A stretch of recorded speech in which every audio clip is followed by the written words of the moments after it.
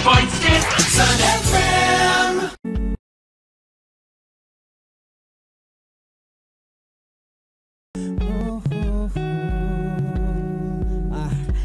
Kita masuk di program spesial pemilu Start FM, Rumah Edukasi dan Informasi.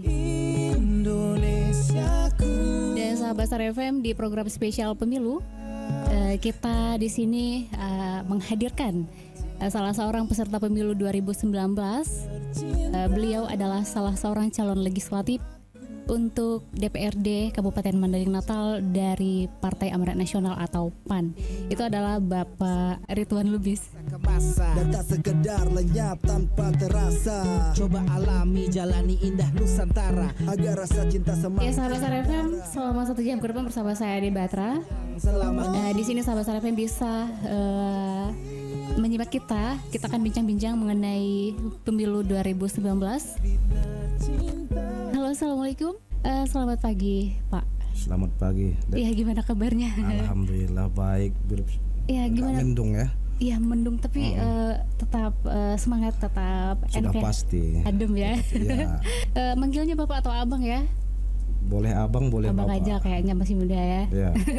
Oke, Bang Ridwan Lubis. Ya, kabarnya kan Abang dari Partai PAN, salah seorang calon legislatif untuk DPRD Kabupaten Mandailing Natal. Ya, betul. Ini dapil berapa ini, Bang? Dapil 5. Dari dapil 5 meliputi mana saja ya? 5 kecamatan, ada Kecamatan Siabu, Bukit Malintang, Naga Juang, Panjaban Utara, dan Huta Bargot. Ya, dapil 5. Ya. Oh ya, mungkin bisa memperkenalkan diri lebih jauh gitu. Baik, Assalamualaikum warahmatullahi wabarakatuh. Sahabat pendengar setia Start FM dimanapun berada, kami Muhammad Ridwan Lubis, calon anggota DPRD Mandailing Natal dari Dapil 5 Partai Amanat Nasional nomor urut 6, maju dari Dapil 5 untuk menyampaikan atau untuk memperjuangkan aspirasi masyarakat. Kira itu. Oh iya. Tapi kita penasaran ini, Bang. Ya. Daya tarik untuk menjadi calon legislatif itu apa sih? Apa motivasinya? Apa dengan mencalon sebagai calon legislatif itu pasti tujuannya kan menjadi anggota dewan. Ya. Apakah kita bisa menjadi kaya mungkin dengan begitu? Apa motivasinya gitu? Baik, terima kasih Hadinda. Motivasi untuk menjadi anggota DPRD itu bukan istilahnya ada tujuan untuk jadi kaya. Ya. Artinya kita merasa terpanggil. Kita merasa terpanggil dengan kondisi masyarakat yang ada saat ini di Mandailing Natal, khususnya di dapil 5 daerah pemilihan saya. Banyak sekali problem atau permasalahan kerakyatan yang terjadi dalam 1 dekade belakangan ini, khususnya beberapa tahun belakangan. Banyak problem yang belum tuntas, sehingga ya kita merasa terpanggil dengan berbagai permasalahan tersebut. Kalau berbicara masalah motivasinya kekayaan, kami berpikir dan kami berpendapat menjadi anggota DPRD itu sebenarnya menguras energi dan menguras harta kekayaan. Kalau misalnya kita kaya, itu tidak ukuran. Jadi kalau misalnya ada seorang calon anggota DPRD berpikiran seperti itu, lebih baik dia tidak ikut. Jadi intinya motivasi kami adalah kami merasa terpanggil berbakti, mengabdi untuk masyarakat dari berbagai permasalahan-permasalahan yang ada, yang dialami masyarakat pada hari ini. Intinya permasalahan itu adalah masalah pertumbuhan ekonomi. Ekonomi masyarakat saat ini sangat lemah, dan sebagai otonomi daerah tentu kita akan berhak mengatur istilahnya kebijakan-kebijakan daerah yang berpihak kepada masyarakat. Jadi inilah nanti yang kita perjuangkan. Bila nanti masyarakat Mandailing Natal khusus Dapil 5 mengamanahkan kami jadi wakil rakyat, kami akan memperjuangkan itu. Bagaimana supaya nanti kebijakan-kebijakan anggaran dan kebijakan pemerintah itu berpihak betul-betul kepada masyarakat yang kondisi ekonominya saat ini sangat terpuruk. Nah, itu yang pertama jadi motivasi. Dari sisi ekonomi ya, ya, Pak? Dari sisi ekonomi. Ya selain dari segi ekonomi mungkin untuk membantu dari segi apa lagi ya Pak? Baik, itu kondisi real dan global yang dialami masyarakat Mandailing Natal adalah permasalahan ekonomi. Dan yang lain, problem yang lain adalah banyaknya persoalan hak masyarakat, hak ya normatif yang tidak diperoleh. Misalnya saya sebenarnya udah 10 tahun ini aktif di dunia jurnalis.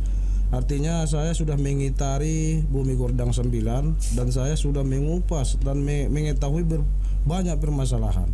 Khususnya di Pantai Barat itu banyak permasalahan agraria, pertanahan, yang mana warga transmigrasi itu ditempatkan oleh pemerintah ke tempat mereka di Pantai Barat.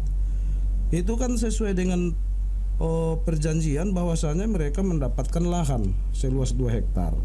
Nyatanya banyak kita dapat temuan bahwasanya masyarakat transmigrasi ini tidak diberikan lahan sebagaimana yang dijanjikan pemerintah. Artinya ini kan sudah sebuah permasalahan yang seharusnya anggota DPRD yang ada hari ini, mereka seharusnya sudah melakukan investigasi masalah, menyelesaikan masalah itu dan mengembalikan hak-hak rakyat itu kepada mereka kan, kepada masyarakat. Tapi nyatanya kita perhatikan anggota DPRD seolah-olah tidak mau terlibat dalam permasalahan itu. Abang kepengen terjun langsung sebagai anggota dewan nantinya biar masyarakat terbantu dari segi hak dan juga ekonomi. Baik. Kalau untuk mencapai target suara, apa saja sih program yang abang tawarkan kepada masyarakat pemilih? Baik, sejak ditetapkan daftar calon tetap, kalau tidak salah bulan Agustus yang lalu, saya bersama staf di Partai Amanat Nasional sudah melakukan kunjungan-kunjungan ke puluhan desa yang ada di Dapil 5 di 5 kecamatan tersebut. Jadi ini harapan kami dengan melakukan silaturahmi kepada masyarakat, dengan memperkenalkan diri kepada masyarakat, dengan menawarkan program-program yang memang real dan masuk akal kepada masyarakat. Kami yakin di saat memang masyarakat ini menerima kita dengan tulus, karena kita hadir ke mereka juga dengan tulus dan ikhlas, kita yakin mereka akan bisa menerima kita. Karena kebanyakan keluhan masyarakat saat ini, banyak anggota DPR yang hanya datang di saat pemilu seperti ini. Itu pun datangnya bukan langsung ke masyarakat. Mereka hanya mendatangi tim sukses mereka di salah satu, misalnya ada satu kampung, dia tempatkan di situ tim sukses, dia hanya berkomunikasi dengan tim sukses. Begitu juga dengan kampung yang lain. Tapi kita tidak memakai cara-cara seperti itu. Kita ingin menemui masyarakat, melihat matanya langsung, melihat kondisi real keadaan masyarakat yang ada saat ini. Dan itu sudah kita buktikan bahwasanya dari sekian 20-an kampung desa yang sudah kami lewati, itu keluhannya rata-rata hampir sama. Yang pertama adalah masalah ekonomi. Bagaimana ekonomi mereka bisa terangkat, sementara hasil-hasil bumi mereka tidak mencukupi hasilnya dengan pengeluaran. Yang kedua masalah lapangan kerja. Kalau soal ekonomi tadi, jadi abang membuat program seperti apa? Apa mungkin ekonomi kerakyatan? Baik. Yang seperti apa? Ini sudah jelas saya sampaikan, ada saya buat profil dan ini sudah saya sebarkan kepada masyarakat.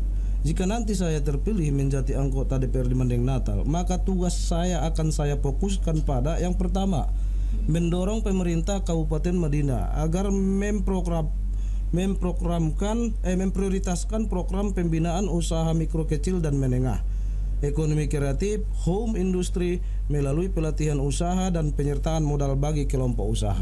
Sahabat STFM, Bang Ridwan Lubis ini adalah seorang wartawan ya di Metro Tabaksel dan juga aktif di Mohogan News di media online.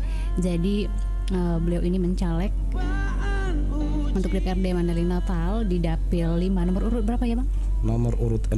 Jadi Bang Ridwan Lubis sudah tahu banget ya berbagai persoalan yang dihadapi masyarakat karena profesinya tadi sebagai jurnalis, sebagai wartawan. Jadi banyak tahu, udah paham banget, dekat dengan masyarakat. Jadi siapa sih yang nggak kepengen memilih pemimpin yang dekat dengan rakyat ya Bang ya? Betul. Ya tadi Abang kan punya program dari segi ekonomi, mengurangi pengangguran ya. Terus Abang juga punya program untuk mengaktifkan kembali lahan yang mati. Ini maksudnya gimana sih Bang? Mau diapakan lahan mati ini gitu? Ya baik. Jadi begini, lahan mati ini kan artinya lahan-lahan tertinggal, baik dia di wilayah areal perkebunan atau pertanian. Jadi misalnya di Kecamatan Siawu, karena itu dapil saya cerita Kecamatan Siawu ya. Kecamatan Siawu itu ada namanya Rodang Tinapor. Jadi ini kalau tidak salah ada sekitar 1000-an hektar. 1000-an hektar lahan ini sebagian besar itu tidak bisa dimanfaatkan, tidak dimanfaatkan masyarakat. Karena ceritanya dulu ini pernah mengalami musibah banjir besar, sehingga setelah itu lahan ini tidak dimanfaatkan, diberdayakan lagi kan. Jadi terkait lahan mati ini pemerintah kita akan dorong, kita nanti sebagai selaku DPRD kan, kita upayakan nanti mendorong pemerintah mengidentifikasi lahan-lahan mati yang tidak dimanfaatkan, itu nanti kita manfaatkan. Mandailing Natal mendapat ratusan hektar itu program cetak sawah. Kalau misalnya nanti lahan-lahan mati yang 1000-an hektar di Rodang itu misalnya kita buat cetak sawah, itu kan akan menambah swasembada beras untuk masyarakat Mandailing Natal kan. Begitu dia maksud kami tadi, lahan-lahan mati supaya diberdayakan kembali. Jadi kita akan dorong pemerintah. Intinya masyarakat pemilih di daerah ini bisa lagi diberdayakan untuk menggarap lahan mati tadi, bisa bekerja menambahkan penghasilan mereka ya. Iya, menambah penghasilan mereka, itu tujuannya. Iya, kalau kita cerita yang lain Bang, namanya pemilu. Itu syarat dengan money politik Bang. Itu sudah menjadi budaya sepertinya ya. Kalau pendapat Abang gimana sih terkait money politik? Apa Abang sepakat dengan money politik gitu? Dalam pemilu legislatif? Sangat tidak sepakat sekali. Tapi sepertinya udah menjadi budaya. Apa sih katanya serangan pelajar gitu ya, ditunggu-tunggu kayaknya sama masyarakat. Jadi ada dua mata istilahnya yang boleh dikatakan sama-sama salah. Yang pertama, kesalahan ini sebenarnya lebih cenderung kepada peserta pemilu. Itu bisa kita katakan calon-calon anggota legislatif. Jadi sistem yang mereka bangun selama ini, sebagaimana saya sebutkan tadi, mereka hanya membentuk tim di setiap desa. Dia bentuk koordinator setiap desa. Dia merasa tidak perlu bertemu dengan masyarakat, sehingga yang dia subsidi nanti adalah tim dia itu. Dan tim ini yang kita lihat secara real ya, tim ini nanti yang mendata masyarakat. Si Anu, kau mau pilih ini? Mau, ini duitmu. Si Anu mau pilih ini ya? Inilah transaksi haram. Kalau menurut kami transaksi haram yang masih membudaya di tengah-tengah masyarakat akibat dua kesalahan tadi. Kesalahan yang pertama ada di peserta pemilu, yang kedua juga masyarakat. Kesalahan yang dipelihara kalau menurut kami lalu dihadapkan dengan berani bayar berapa nanti Bapak bersuara. Jadi kalau Abang menolak keras money politik, nggak bakal. Saya tidak akan pernah, biarkanlah saya kalah bertarung ketika saya harus bayar masyarakat. Jadi kalau sarannya tentang money politik apa Pak? Yang pertama saran saya ini kita kepada seluruh masyarakat Mandailing Natal khususnya, kita harus sadari apa yang kita rasakan hari ini, susahnya ekonomi, sulitnya pekerjaan, dan kondisi hari ini yang kita rasakan tidak terlepas dari proses demokrasi yang salah. tidak terlepas dari proses demokrasi yang mengandalkan dan menggunakan money politik. Secara sederhananya saja, kita berpikir sederhana saja. Seseorang ini sudah masuk ilmu bisnis ini, ilmu usaha. Dia kasih 10.000, tentu dia berharap balik modal dia dan mencari keuntungan. Jadi begitulah nanti masyarakat dikasih 100.000, misalnya 2.000 suara 200 juta. 200 juta itu kan berapa bulan, berapa tahun biar si anggota dewan itu bisa membalikkan modal yang 200 juta. Tentu kan dia berpikir masuk ke DPR, yang dipikirkannya itu adalah hutang yang 200 juta itu. Jadi masyarakat harusnya masyarakat itu cerdas. Jangan lagi istilahnya menjadikan uang sebagai patokan untuk menentukan pilihannya. Baik, berarti Partai PAN, Bapak yang mau, Abang yang mewakili ya, Bang Ridwan menolak money politik, tidak akan melakukannya. Jangan tunggu serangan pajar dari Bang Lu Bisnis, sahabat Start FM. Jangan ditunggu. Tapi programnya menarik. 102,6 FM Start Serasi Suara, satu kata penuh makna pasti selalu di hati. Sahabat Start FM, kita sudah masuk di penghujung program, di program spesial pemilu Start FM, Rumah Edukasi dan Informasi. Ada Bang Ridwan Lubis masih di studio nih, sahabat Start FM. Mungkin sahabat Start FM di luar sana tahu banget dengan Bang Ridwan Lubis, pemilik salah satu depot ya Bang ya, Zakia Air Minum nggak? Depot milik Abang. Betul. Jadi para pelanggan sepertinya yang berada di Dapil 5 mungkin nanti ada diskon ya kalau misalnya mereka pilih. Jelas lah. Jelas ya. Oke Bang, terakhir ini kita sudah di penghujung program. Apa sih pesan Abang dan juga harapan Abang untuk masyarakat Mandailing Natal? Baik, terima kasih. Pesan saya kepada masyarakat Mandailing Natal, khususnya Dapil 5 yang meliputi Kecamatan Siabu, Bukit Malintang, Naga Juang, Penyambungan Utara dan Huta Barbot. Yang pertama, saya mengajak semua masyarakat supaya mari kita sukseskan pemilihan umum legislatif, pemilihan presiden dan wakil presiden tahun 2019 yang akan dilaksanakan pada 17 April 2019. Kita sukseskan dan kita ikut berpartisipasi, kita gunakan hak suara kita. Soal pilihan, silahkan Anda berikan atau tentukan pilihan sesuai dengan hati nurani, sesuai dengan keinginan masyarakat. Dan satu lagi, pilihlah baik pemimpin, calon presiden, wakil presiden yang menurut kita bisa membawa kesejahteraan secara umum, untuk masyarakat Indonesia. Dan pilihlah wakil rakyat yang memang yang pertama peduli kepada masyarakat, kemudian yang punya kualitas, punya kemampuan, punya menawarkan solusi-solusi kerakyatan, menawarkan ya bisa istilahnya nanti bergandeng tangan apa saja yang diinginkan masyarakat, sehingga nanti kondisi daerah kita Mandailing Natal ini bisa berubah lebih baik. Kita harus sama-sama menciptakan perubahan itu, dan kita harus bergandeng tangan memperjuangkan ekonomi rakyat. Terima kasih. Ya, terima kasih juga Bang sudah menyempatkan diri untuk hadir di sini, kita bincang-bincang mengenai pencalekan. Dan mungkin di luar sana masyarakat, terutama masyarakat pemilih yang ada di Dapil Abang ya, di Dapil 5 yang meliputi Siabu, Malintang, Penyambungan Utara, Naga Juang, satu lagi Huta Barbot. Ya. Mungkin mudah-mudahan mereka tertarik dengan program-program yang Abang tawarkan, sehingga Abang nanti terpilih ya. Mudah-mudahan terwujud, sukses. Baik, kita sahabat Start FM pamit dari program spesial Suara Pemilu. Mudah-mudahan kita bisa melanjutkan kembali acara ini untuk edisi selanjutnya, sehingga masyarakat Mandailing Natal bisa lebih cerdas menentukan pilihannya pas di pemilu 2019 bulan April nanti ya Bang ya. Oke. Dan sahabat Start FM, pastikan terus di frekuensi 102,6 FM. Kita selanjutnya akan masuk di program Musik Nusantara.